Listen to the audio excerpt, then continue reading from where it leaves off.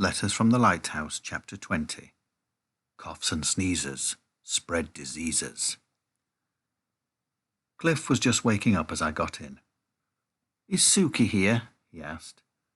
Desperate as I was to fall into my bed, I sat on his, trying to decide what to tell him. Suki hadn't arrived, and it seemed I was the only one who'd expected her to. Yet no one could explain why she'd had the coded note, and now, to top it all, Miss Carter was acting strangely. "Did the Jewish people come too?" Cliff peered at me, bleary-eyed. "Yes," I replied, happier to talk about this. "They made it, and you'll never guess what, but Esther's dad was with them. She's completely over the moon." I told him about the ballerina with the lovely name, and the family who made puppets, and the old ladies with rain-splattered glasses. Cliff shut his eyes again. "Really? Sounds nice." He didn't seem to be listening anymore. It concerned me that he wasn't getting better. If anything, this morning he seemed worse. "Is your belly button still hurting?" I asked. "The pain's here now." His hand hovered over his right side. Suddenly he tried to sit up. "Quick! I'm going to be sick!" I found our chamber pot just in time. Poor Pixie didn't like the retching sounds and hid under the bed. "You need to see a doctor," I told him when he'd finished. "As soon as Ephraim gets home, we're taking you, and that's an order." Luckily, Ephraim was back within half an hour. After wrapping Cliff in a blanket, we realized he was too ill to even stand. "Right," Ephraim braced himself. "Let's get him down." I watched in horror as he heaved Cliff onto his shoulders. It was exactly how he carried Pixie down the ladder. I didn't think I could bear to watch. "Shouldn't we get the doctor to come here?" I asked anxiously. But Ephraim already had one foot on the ladder. Pixie, cross at being left behind, whined and scratched at the front door. What with that and Cliff's groaning, I was very glad when we made it safely to the ground. "Try not to cry," I told Cliff, giving him a quick hug. "You'll soon be better." He really didn't look good, though. Between us, Ephraim and me carried him out of the harbour and up the hill. Cliff wasn't exactly heavy, but we were trying to hurry and at the same time not to hurt him, so it was arm-achingly awkward. At last we turned towards the church. The house just before it, red brick, severe-looking, was Dr. Morrison's. His housekeeper showed us into a stuffy room that smelled of cigars. Very gently, we lowered Cliff onto a chair. The pain nearly made him pass out. When the doctor joined us, he was still chewing what I guessed was a mouthful of his breakfast. He looked in a hurry to get back to it, too. One by one, I reeled off Cliff's symptoms. It was quite a list. In normal circumstances, my brother would have been rather impressed. "There's a nasty stomach upset doing the rounds," Mr. Morrison told us. "I suggest you take him home and put him to bed." I stared at him in surprise. "Aren't you going to examine him?" "Examine him?" the doctor said tetchily. "My dear, I can spot a stomach upset at 50 paces. Out in the street, I couldn't contain my anger. A stomach bug? What twaddle! But he doesn't treat his local patients like this. Cliff was getting worse before our eyes. Even breathing seemed to hurt him now. What the heck should we do? I was beginning to despair. "There's a woman in the next village who uses herbs," Ephraim offered. "Herbs?" "Blimey, it was just a suggestion," Ephraim muttered, reading my expression. "What about Dr. Worth?" I said suddenly. Queenie's, where we'd find him, was just a few doors down the street. Dr. Worth was in Queenie's kitchen discussing with Esther how best to wind up the stopped clock. One look at Cliff, and the doctor got to his feet. "I'll wash my hands," he said. While Dr. Worth prodded Cliff and listened to what Ephraim told him, I slipped into a seat opposite Esther. She didn't speak, or smile, or do anything pally. But things did feel different between us, like we'd accepted each other's right to exist. "This young man needs an operation urgently," Dr. Worth said once he'd finished his examination. He had the same slightly husky accent as Esther. "His appendix is about to rupture, and if that happens—" He made a horrible exploding gesture with his hands. I wished Mum was here. "Where's the nearest hospital?" Dr. Worth asked. "Plymouth," said Ephraim, "about 20 miles away. We must get him there as quickly as we can." Mrs. Henderson, it turned out, knew a goat farmer with a van. In next to no time at all, a robust man called Mr. Fairweather arrived, and in one swoop hoisted Cliff out of his chair. "You weigh no more than my best Anglo-Nubian, you don't," he said cheerfully. He put fresh straw down in the back of the van and a clean bucket. "In case your guts don't hold, lad," Mr. Fairweather told Cliff. His kindness made me want to weep. As I went to climb into the van beside Cliff, Ephraim stopped me. "He'll need an adult with him at the hospital. I'll go." "I can't leave him," I protested.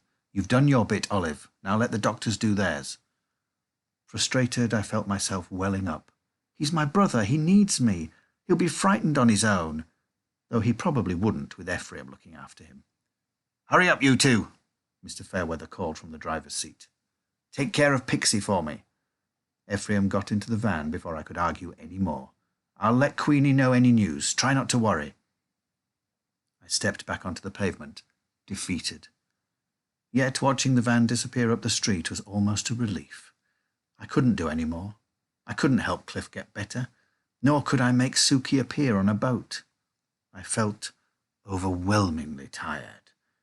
All I wanted was Mum to smooth my hair off my forehead and tell me everything would be fine.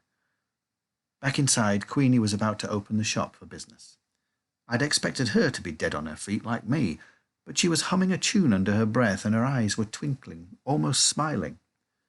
"I need to send an urgent telegram to London, please," I said, trying hard not to stare. Taking a form from a drawer, Queenie passed it to me with a pen. "Keep it brief," she instructed. "You pay by the word." In the "message goes here" box, I wrote, "Cliff in hospital, stop. Appendix trouble, stop. Please come at once, stop. Olive." Mum arrived from Paddington on the 4:30 p.m. express. I went to the station to meet her, taking Pixie, who needed the walk. Throwing my arms around Mum's neck, I breathed in her familiar lily-of-the-valley smell and felt relieved. "Gosh, what a welcome!" Mum stepped back anxiously. "Is there any more news? I telephoned the hospital before I left, and Cliff was just going into theatre."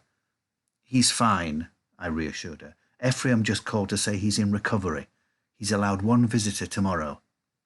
We both knew that visitor would be Mum. It was a shock to see how thin she'd got since we'd said our goodbyes just over 2 weeks ago. She'd put on her makeup more heavily than usual. It didn't suit her.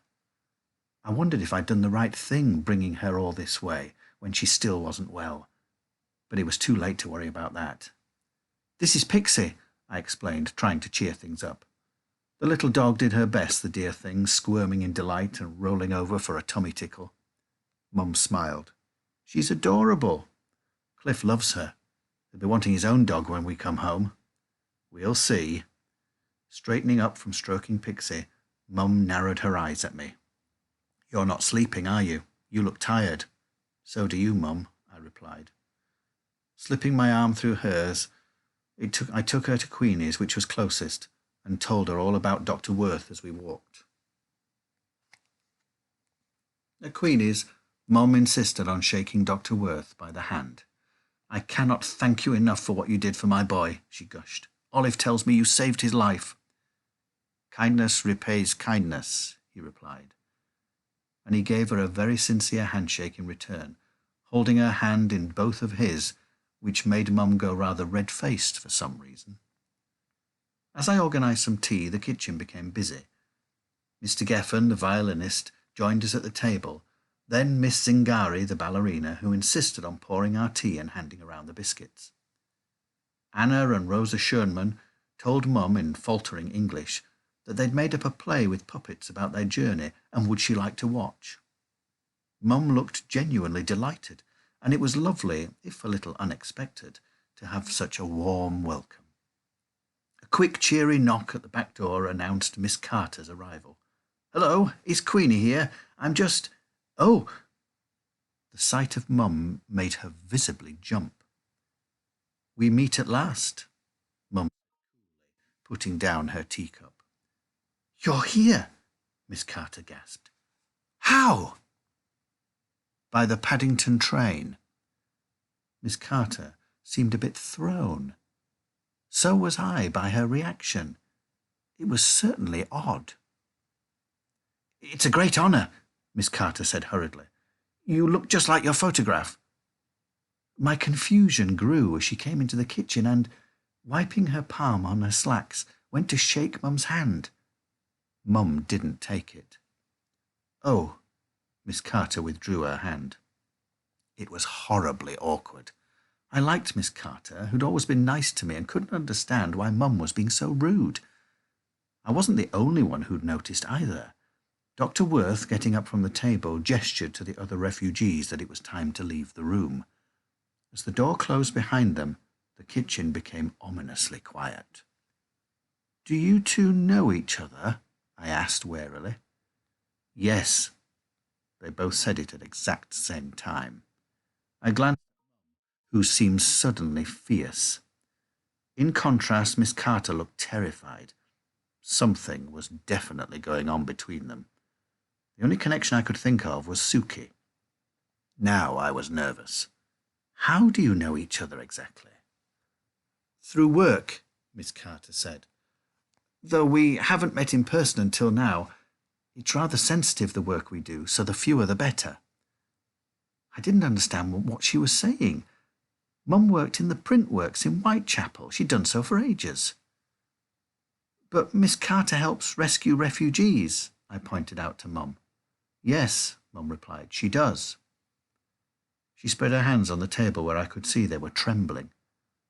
"Miss Carter," she said, "why don't you pull up a chair?" Reluctantly, Miss Carter sat across the table from Mum. She fiddled with an empty teacup, unable to look either of us in the eye. It came to me again in a rush. Miss Carter was the man my sister met, wasn't she? "You gave Suki the note that night, didn't you?" I said outright. For a moment I thought Miss Carter was going to deny it. Then her face crumpled and she burst into tears. "I made a terrible error. It was too dark that night, too wet. I read the code wrong and told everyone here the wrong date, didn't I?" she sobbed, taking off her glasses. "This stupid mess is all my fault." In that moment, I didn't know whether to hug her or hate her. Because of her mistake, my sister was missing, but I sensed there was more. "Who's this Mrs. Arby you all keep talking about?" I demanded. "Were you supposed to give the note to her?" Mum blinked. "Mrs. Arby?" She said it differently to the others. Not Arby, with the stress at the sound at the start of the name, but R.B., like initials. I stared at her. R.B. It was obvious. Suki, dressed in Mum's coat, with her hair styled glamorously, looked older. Old enough to pass for Mrs. Rachel Bradshaw. In the chaos of the air raid, it had been an easy mistake to make, getting a person's identity wrong, which meant the mysterious Mrs. Arby, the London contact who everyone trusted, who'd done jobs like this before, was Rachel Bradshaw. My mum.